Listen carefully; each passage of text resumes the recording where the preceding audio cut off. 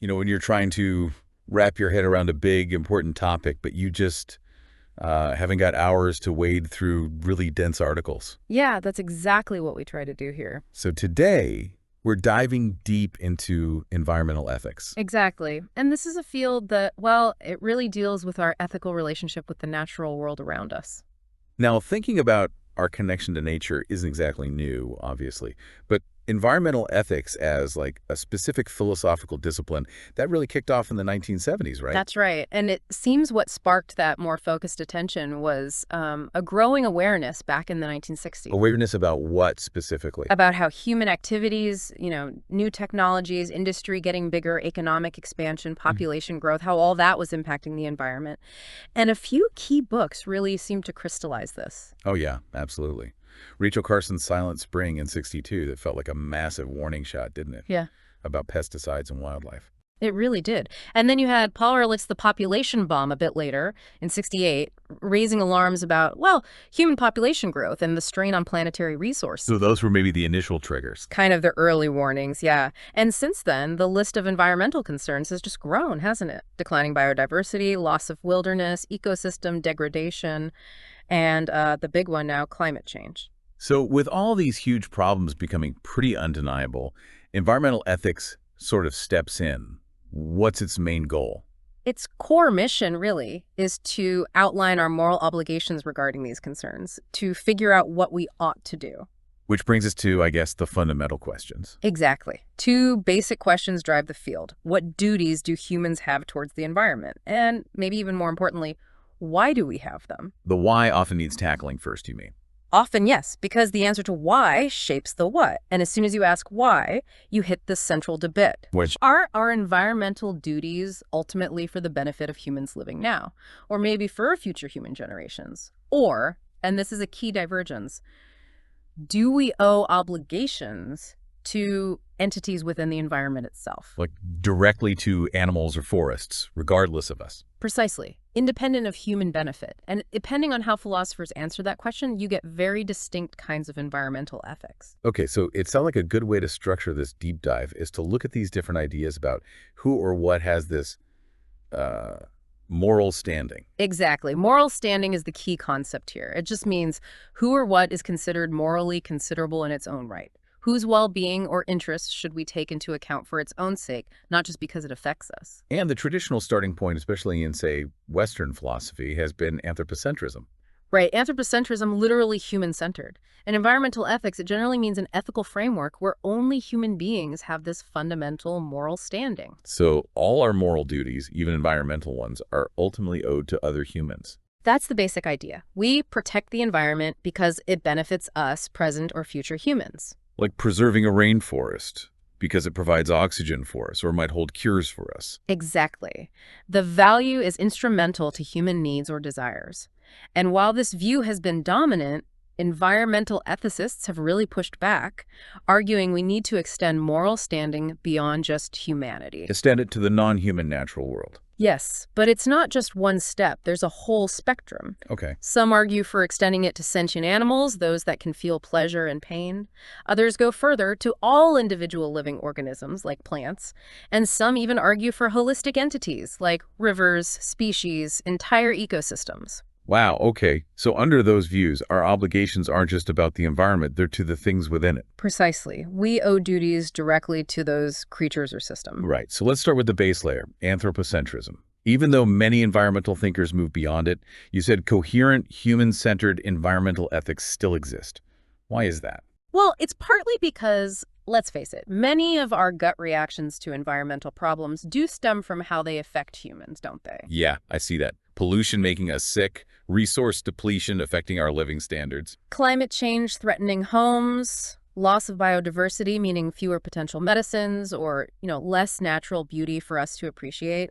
A lot of the initial impetus comes from human concerns. So an anthropocentric environmental ethic in this context is about respecting the environment for the sake of human well-being and prosperity. That's a good way to put it. It acknowledges our dependence on a healthy environment, but the ultimate justification remains human-focused. And this can include future humans too, right? Since things like climate change have such long-term effects. Absolutely. The long timescale of many environmental problems forces even anthropocentric ethics to consider future generations. Our actions now clearly impact their world. So the argument is just that we have moral obligations to them because what we do affects their lives. That's the core argument, yes. We have the power to harm or benefit them through our environmental choices today. But hasn't that idea been challenged? The idea of owing things to people who don't exist yet. It has. Some philosophers, like Golding back in 72, raised the issue of reciprocity. Future people can't act towards us, so are they really part of our moral community in the same way? I see the point, but it feels a bit cold. What's the counter? Well, others, like Kafka, pointed out that we often accept obligations to the deceased, like fulfilling a will, even though they can't reciprocate. And Gerworth later suggested a kind of transgenerational reciprocity, maybe not direct, but a chain of obligations across generations. Okay, so direct back and forth isn't necessarily the only basis for obligation. But there's another really tricky issue, isn't there? Parfit's non-identity problem. Ah, yes, the non-identity problem. It's a real philosophical puzzle. The basic idea is that the large-scale policies we enact now, including environmental ones, actually affect who gets born in the future. How so? Well, policies influence who meets whom, when people have children, all sorts of things. So if we choose a policy that damages the environment, the specific people who exist later might only exist because we chose that policy. Right. If we'd chosen a different, greener policy, a completely different set of people might have been born instead. Exactly. So can any specific person in the future claim they were harmed by our bad environmental policy if without that exact policy, they wouldn't even exist? Who are we actually harming? That makes it hard to pinpoint who we owe obligations to. It does create a problem for grounding obligations in harm to specific future individuals. So how do philosophers try to navigate around this non-identity issue? One approach suggested by Desjardins is to say our obligations aren't to specific future persons, but to the interests that future people, whoever they may be, are likely to have. We know they'll need clean air, water, etc. Focus on the needs rather than the individuals. Right. And on the harm point, others like Woodward argue you can be harmed by an action even if you wouldn't have existed without it. Think of someone born with a disability caused by preconception negligence. They might be glad to be alive, but they were still harmed by the negligence. Okay, that airline example makes sense too.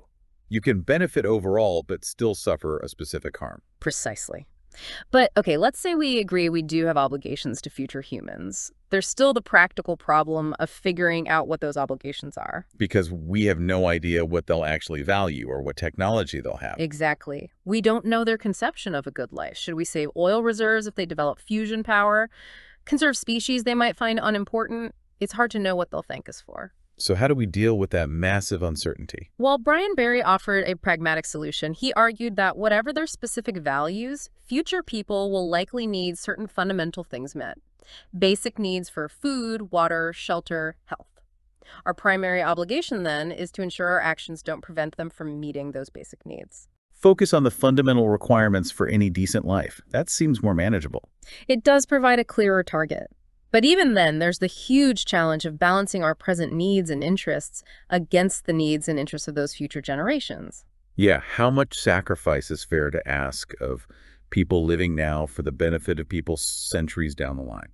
It's a really tough ethical calculation. It absolutely is. And for many environmental ethicists, even this focus on future humans, while important, still feels too narrow.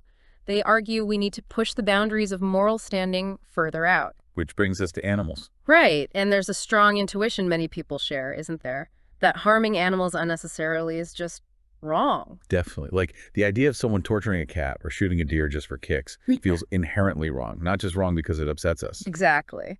That feeling challenges the strict anthropocentric view where only humans can be directly wronged. An anthropocentrist might condemn cruelty because it reflects badly on the human agent, but not because a wrong was done to the animal itself. But an intuition isn't a full philosophical argument. No, it isn't. But thinkers like Peter Singer and Tom Regan have built really influential philosophical cases for extending moral standing directly to animals. Okay, so what are their core arguments? Why should animals count morally? Well, they come at it from different philosophical traditions. Singer from utilitarianism, Reagan from a rights-based perspective, but they converge on the idea that certain capacities animals possess are morally relevant. For Singer, the key is sentience. The ability to feel pleasure and pain. Exactly. If a being can suffer or experience enjoyment, then its interest in avoiding pain and experiencing pleasure deserve moral consideration. For Singer, sentience is the boundary of moral concern. And Regan, what's his criterion? Reagan argues for moral standing for beings who are subjects of a life. This is a bit more complex. It involves having beliefs, desires, perception, memory, emotions, a sense of the future, the ability to initiate action. Basically, having a kind of biographical life that can go better or worse for the individual. So both value some form of consciousness or inner life, but maybe Reagan's criteria are a bit stricter. You could say that. Reagan's criteria likely apply to fewer animals than Singer's sentience criterion, focusing more on mammals, perhaps, but both are pushing beyond just humans. What are the practical upshots of these views? How do they differ in application? For Singer, because he's a utilitarian, the principle is equal consideration of interests. This doesn't mean equal treatment.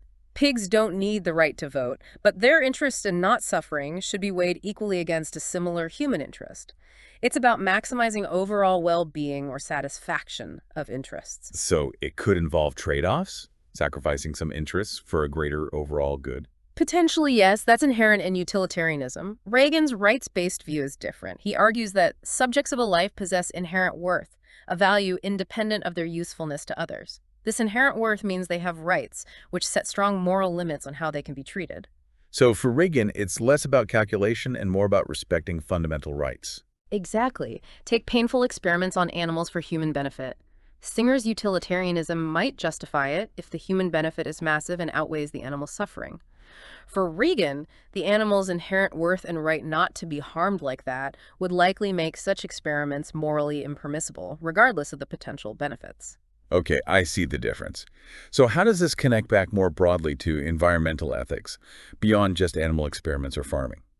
Well, it means when we consider environmental actions like habitat destruction, pollution, climate change, we have to factor in the impact on the interests, for Singer, or the rights, for Reagan, of the animals affected.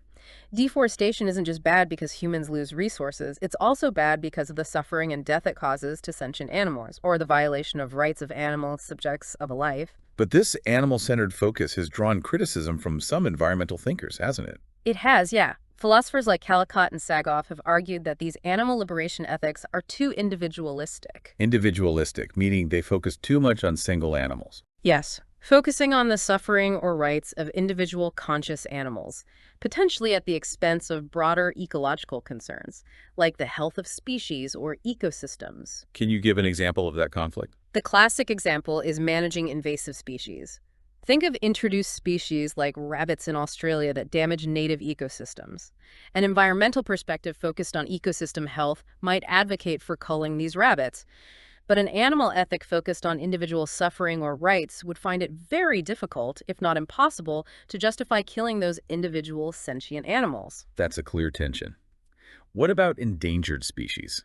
How does an ethic focused on individual sentience or rights explain our special concern for, say, the last panda? That's another major criticism. If moral standing derives solely from individual capacities like sentience, then the last panda isn't intrinsically more valuable than a common rat with similar capacities. Yet, many environmentalists feel a profound sense of loss about extinction that goes beyond the welfare of the last few individuals. Animal ethics struggles to account for the value we place on species themselves. And there was also the point about interfering in nature. Right. Critics argue that if our primary duty is to prevent suffering or protect rights, wouldn't that logically require us to intervene constantly in natural processes, like preventing predators from killing prey?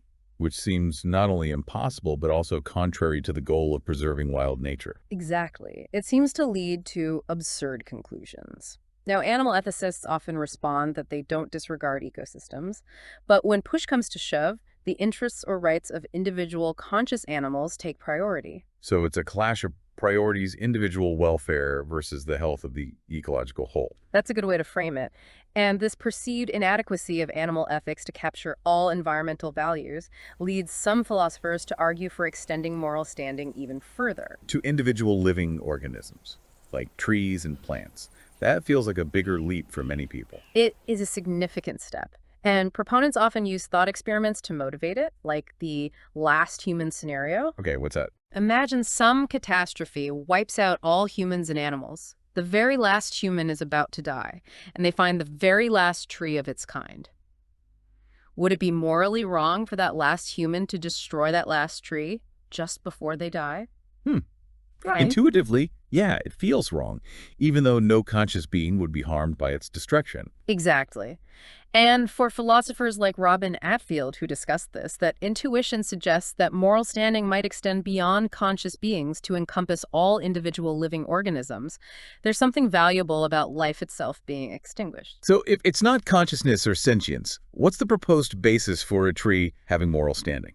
Well, Albert Schweitzer famously spoke of reverence for life, arguing that all living things have a will to live. Critics point out that plants don't have conscious desires in the way animals do. Paul Taylor developed a more rigorous argument. Taylor's idea. He argued that all living organisms are teleological centers of life. That sounds complex, but basically means each living thing is directed towards its own goals, growing, developing, reproducing, sustaining itself. It has a good of its own, which is the realization of its biological potential. Even if it's not consciously aware of having that goal, like a seed striving to become a tree. Precisely. And Taylor argued that because each living organism has this inherent goal-directedness, this good of its own, it possesses inherent worth, independent of its usefulness to others. This grants it moral status. But the practical implications seem huge. If every blade of grass has moral standing, how can we possibly live without constantly committing moral wrongs? We need to eat plants, clear land. That is the massive practical challenge.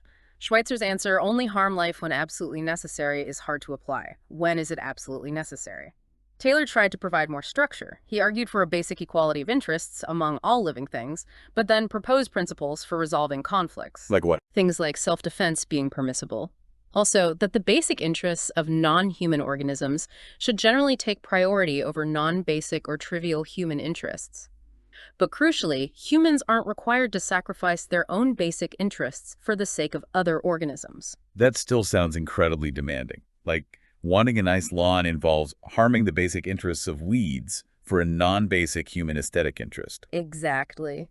Critics pointed out just how restrictive Taylor's view could be in practice. This led others, like Atfield again, or Gary Varner, to propose hierarchical approaches. Hierarchical, meaning all living things have moral standing, but some have more than others. Yes.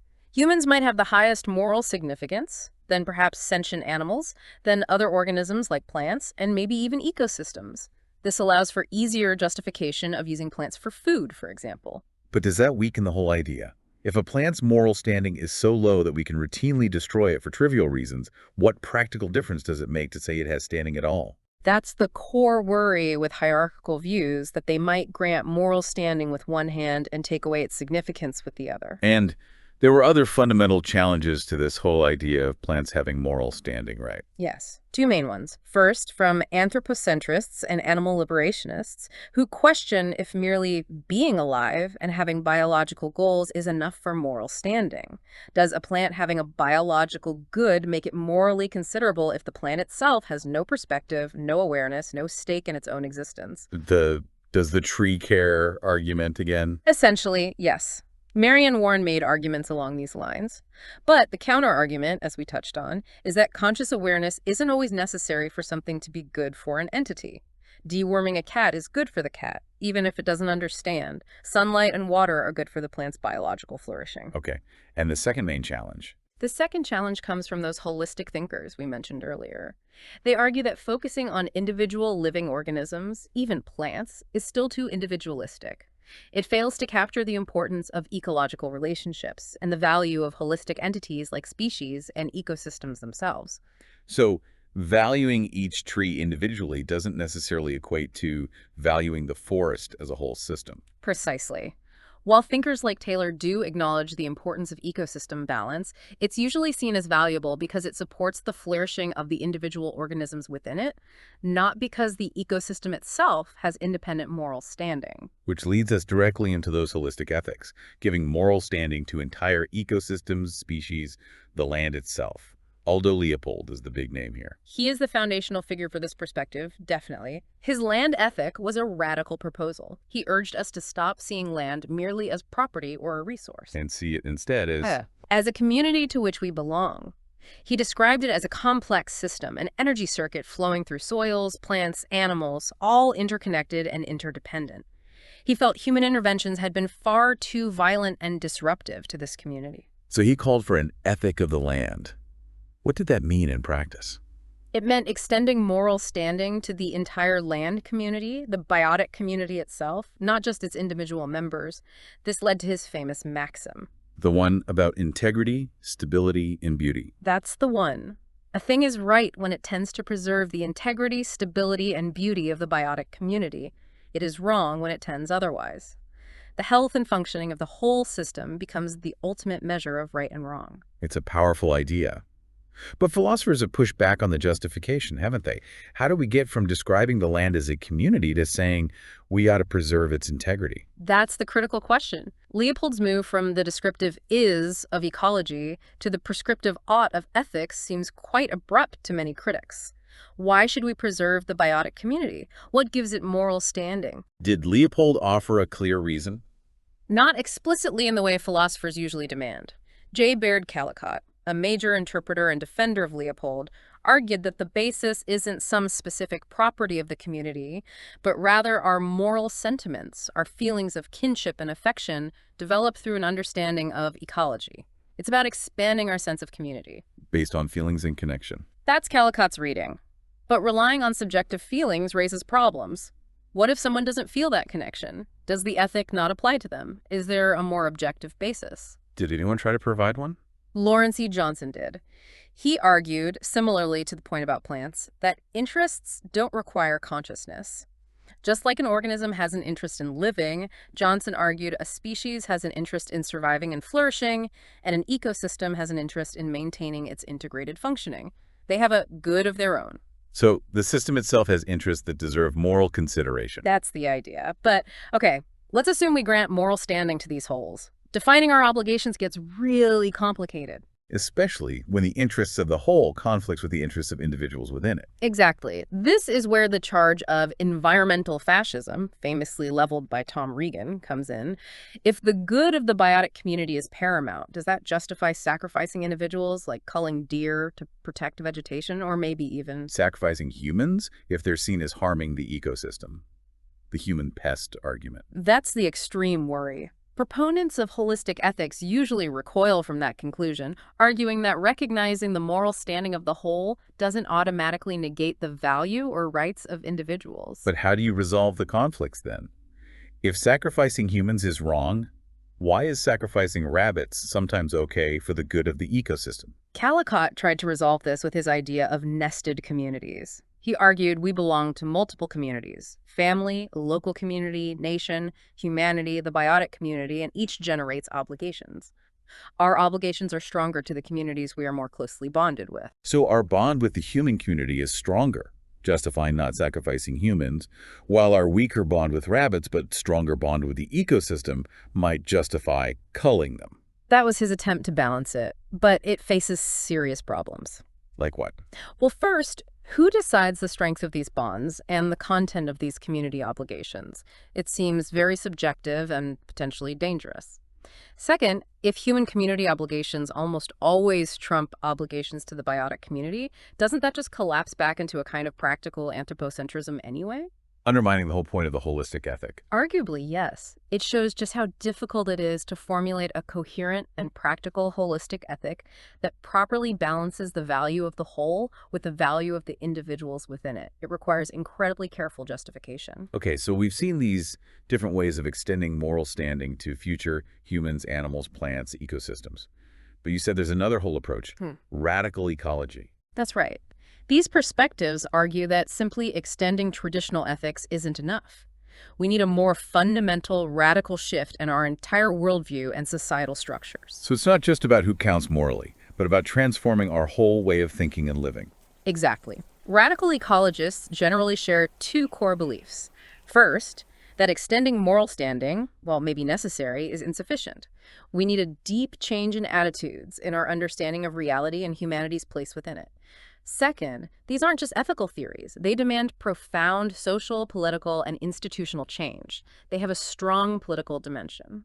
Why do they see the ethical extension approach as inadequate? They often argue it's still trapped within the dominant ways of thinking that caused the crisis. By starting with humans as the paradigm case for moral standing and then extending outwards, it remains too human-centered, too tied to the old frameworks. Let's dig into deep ecology first. It gets contrasted with shallow ecology. What's that distinction about? Nace, who coined the terms, described shallow ecology as the mainstream environmental movement largely anthropocentric, focused on pollution and resource depletion mainly for human benefit. Deep ecology, on the other hand, rejects anthropocentrism entirely. It aims for a total field perspective, a whole new philosophical outlook, not just tweaking existing morals. So Nays called for a new ecosophy. Yes, an ecological philosophy or wisdom to replace what he saw as the destructive philosophy underpinning modern industrial society. And importantly, deep ecology isn't one single ecosophy. Different adherents might have different underlying worldviews. But Nays and George Sessions outlined some core principles. They did. They compiled 8 platform principles that broadly define the deep ecology stance. Can you give us the gist of those? Sure. They assert the intrinsic value of all life, human and non-human, independent of human utility. They value the richness and diversity of life forms in themselves. They state humans have no right to reduce this richness except for vital needs. They argue human flourishing is compatible with a smaller population, and non-human flourishing requires it. They claim current human interference is excessive and worsening. They call for fundamental policy changes affecting economic, technological, and ideological structures. They advocate prioritizing quality of life over higher material standards. And finally, they say adherents have an obligation to work for these changes. Wow, that's a comprehensive and pretty radical platform. It certainly is. And Naik has emphasized that people could agree on these platform points while having different ultimate philosophical justifications, different ecosophies. What was Nace's own ecosophy based on? His was centered on the norm self-realization with a capital S. It's about expanding our sense of self from the narrow ego to a wider ecological self, identifying with all of nature. Similar to Warwick Fox's idea. Yes. Fox's transpersonal ecology also emphasizes achieving this broad ecological consciousness. The idea for both is that once you attain this wider identification, you'll naturally protect the environment because it's part of protecting your expanded self. Ethical rules become less necessary. Protect nature as you'd protect yourself. That's the intuition. But critics often find deep ecology too vague for practical guidance. How so? Well, there's a tension between offering 8 principles and saying it's not about codes of conduct. How do these broad principles help resolve concrete conflicts? Like the principle of vital needs versus the intrinsic value of non-human life when considering culling invasive species. The principles seem too general. And the reliance on achieving this special state of consciousness seems problematic too. Yes, 2 issues there. First, will this consciousness really resolve all conflicts, like when our survival is threatened by viruses? Second, what about people who aren't convinced to adopt this consciousness, especially if rational argument is dismissed as part of the problem? What's the deep ecologist response to that? They tend to argue that such criticisms are still rooted in the dominant problematic worldview. They suggest other means besides argument, poetry, art, direct experience are needed to foster ecological consciousness. Their goal is a radical shift in perspective, however difficult that may be to achieve. Okay, let's shift to social ecology. It also sees the roots of the crisis in ideology, but focuses on domination. Exactly. Social ecology, most associated with Murray Bookchin, sees domination, the domination of humans by humans, as the fundamental issue that underlies the domination of nature. So social hierarchy leads to ecological hierarchy. That's Bookchin's core argument. He believed environmental problems stem directly from social problems, especially the power hierarchies in modern society, capitalism, state structures, which foster a mindset of dominating nature. The market reduces both people and nature to commodities. So for Bookchin, liberating humans from social domination and liberating nature are connected. Inextricably linked. You can't solve the environmental crisis without creating a non-hierarchical, just society, and vice versa. This contrasts with some views, like maybe traditional Marxism, that saw human freedom coming through dominating nature with technology. Bookchin saw that as part of the same problem. He emphasized humans being part of nature. Yes, and argued that natural ecosystems, with their interdependence and lack of inherent hierarchy, could offer models for a more cooperative, decentralized human society. What kind of society did he envision? He advocated for decentralized, smaller-scale communities based on sustainable technology, local food production, and direct, face-to-face participatory democracy. Freedom through non-domination. It sounds like he was quite optimistic about human potential, despite critiquing society. Very much so. He blames societal relations, not inherent human flaws, for the crisis. This led him to be quite critical of what he saw as anti-humanism or misanthropy in some deep ecology writings. But social ecology has also faced criticism, right? Particularly about drawing social lessons directly from nature. Yes, that's a major one. It echoes the criticism of Leopold the is-ought problem. Just because ecosystems exhibit certain patterns doesn't automatically mean those patterns are the right basis for human society. Nature also involves competition, predation, suffering. Do we model society on that? It seems problematic. What's the other main criticism? That social ecology, despite its focus on nature, remains fundamentally anthropocentric. How so? Even though it criticizes human domination. Critics point to the way Bookchin describes the historical process, with humans playing a key, almost privileged role in bringing about the liberation of both humanity and nature. There's a sense that humans are still directing the show, fulfilling nature's potential. A kind of human-guided unfolding of nature's destiny. Something like that. Critics like Eckersley question whether humans really have the wisdom or right to determine how nature should evolve, even in a positive direction. While Bookchin denied being anthropocentric in the traditional sense, the prominent role given to humanity raises concerns for some environmental philosophers. Okay, finally, let's touch on ecofeminism. It also links social domination and environmental domination. Yes, very strongly. Like social ecology, it sees deep connections between the way society dominates women and the way it dominates nature, and calls for radical changes in perspective and ideology. But ecofeminism itself is diverse. You mentioned three strands. Let's start with Val Plumwood. Plumwood launched a powerful critique of rationalism in Western philosophy.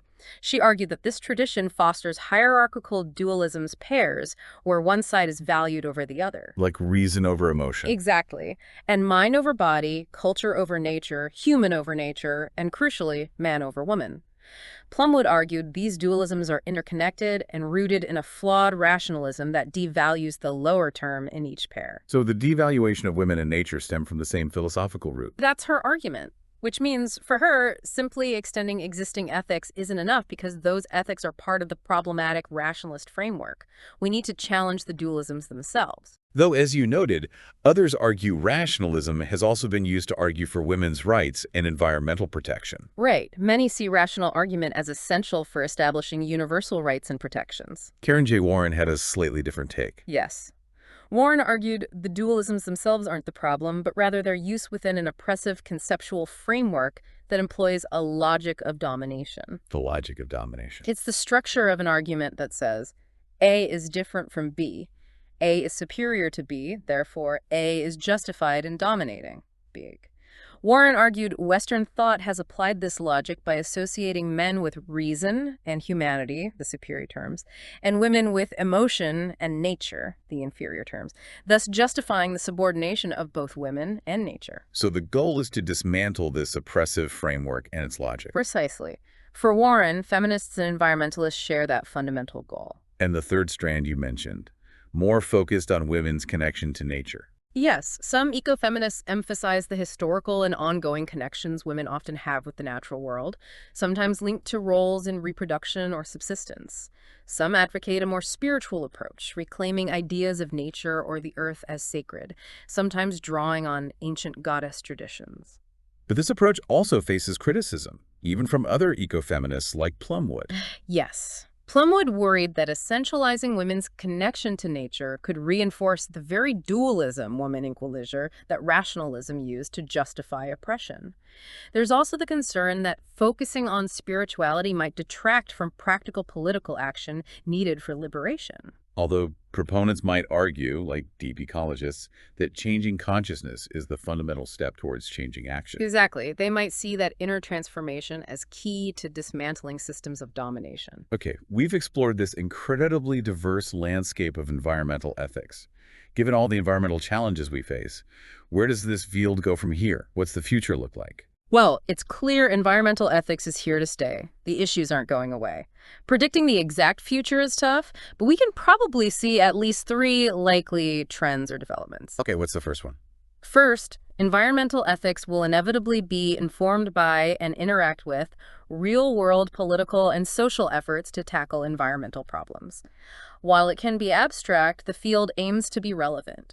So, the success or failure of government policies, international agreements like Kyoto or Paris, things like that. Will shape the philosophical debates. Exactly. If state-level actions consistently fall short, we might see, for instance, a greater ethical focus shifting towards individual obligations, community action, or maybe even the role of corporations. Business ethics and environmental ethics might merge more closely, especially if consumer pressure drives change. Makes sense. What's the second likely trend? Second, the influence will flow the other way too. Environmental ethics will likely permeate and merge more deeply with other, more traditional areas of ethics. How so? Because the environment is the inescapable context for everything else. Once you recognize environmental obligations, it affects how you think about justice, rights, war, everything. Take global distributive justice, how resources and burdens are shared globally. Yeah. Climate change impacts different nations and populations so unevenly. You simply can't have a serious discussion about global justice today without incorporating environmental ethics. Environmental considerations become essential components of theories about human rights, just war, fair distribution, and so on. Part of the job for environmental ethicists will be providing that expertise. Right. It becomes a necessary lens for most all ethical thinking. And the third trend. The third is pretty straightforward. Environmental ethics will continue to be deeply informed by science. Our understanding of ecosystems, biodiversity, climate systems, the evidence for the crisis itself, all of that scientific knowledge inevitably shapes the ethical questions we ask and the answers we consider plausible. New scientific findings will continue to push the field in new directions. So we've really journeyed through a huge range of perspectives today, from ethics centered only on humans, expanding outwards to animals, plants, ecosystems, and then into these radical calls for entirely new worldviews. We have, and it highlights just how complex and contested this field is. But underlying it all are those fundamental questions. Who or what counts, morally speaking, and what responsibilities follow from that?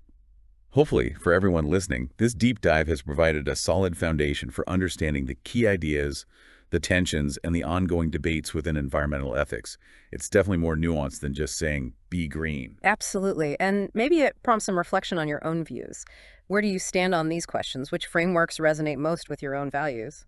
And maybe a final thought to leave people with. If we take seriously the interconnectedness that so many of these different ethics point towards, how might truly understanding our deep relationship with the natural world actually change our fundamental ideas about what constitutes human well-being, or what societal progress even means? That's a great question to ponder. And of course, we encourage listeners to dig deeper into the thinkers and sources we've touched on today. There's always more to explore. Guys, see you in another podcast. Don't forget to subscribe to our channel.